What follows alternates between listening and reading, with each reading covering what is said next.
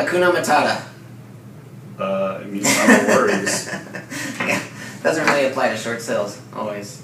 I just wanted to start off the show with something different.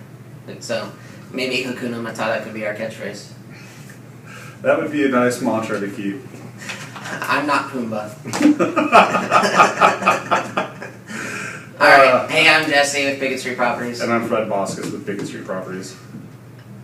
We want to talk, it is after June 7th, 2012, and the importance of that is there is now a House Bill 2614 that is in effect in the state of Washington. It is entered into law. And so we want to talk about what that means.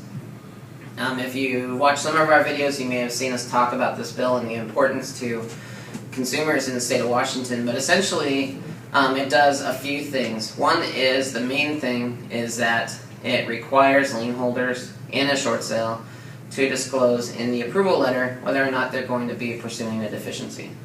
Which is important to know because in pursuing a short sale you want to know whether or not you're going to really be able to close this chapter, or is this something that's going to come back and haunt you and 5 years down the road the bank's going to be demanding a lot of money. Right. Now some states have taken that a step further and just said if you agree to a short sale, bank, then you cannot pursue a deficiency.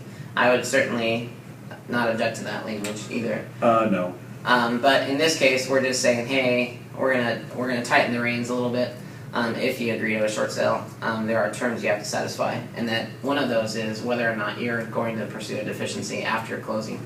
So that's good news. The bad news about this bill is that it doesn't have a lot of teeth. As far as any sort of enforcement of this bill, it doesn't say this is going to happen to you if you fail to comply. That said, you know, attorney generals have some pull and some weight, and I don't think any government-sponsored entity like Fannie Mae or Freddie Mac wants another attorney general on their radar. So, no. So for that reason, I hope that it does have some weight. And I have sent this House bill to Freddie Mac and to other servicers, and they are aware of it now. I've made them aware of it. Right. I've actually gotten emails from CEOs of servicers saying that they haven't heard of this, but now they're aware of it and they're changing their policies, amending their policies to comply with state law. So that's always good. So now when we get a short sale and when we get a letter, I can now say, Fred can now say, it is a state law that you have to tell us whether or not you're pursuing a deficiency. And so hopefully that in and of itself will be enough. The other thing that it does is and this is really doesn't help us so much, maybe it does, we'll find out. Hopefully not. It's in cases where a house is foreclosed on.